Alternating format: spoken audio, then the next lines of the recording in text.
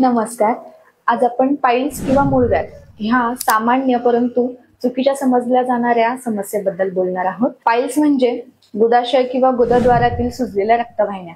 बऱ्याचशा रुग्णांना गुदद्वाराच्या ठिकाणी सूज किंवा कोंब जाणवतात, परंतु ते कोंब नसून सुजलेल्या रक्तवाहिन्या असतात, ज्यामुळे रुग्णाला वेदनासहित किंवा वेदनारहित रक्तस्राव, अस्वस्थता इत्यादी लक्षणे जाणवू शकतात. मूळव्याध हे पोट साफ करताना जास्त ताण देणे, कायमस्वरूपी बद्धकोष्ठता, जास्त वेळ बसून राहणे किंवा हेवी वेट लिफ्टिंग करण्याने होतो. जर तुम्हाला गुदभागी खाज, वेदना, रक्तस्राव इत्यादी लक्षणे जाणवली तर वैद्यकीय सल्ला घ्या. पाईल्स हे उपचारक्षम आहेत.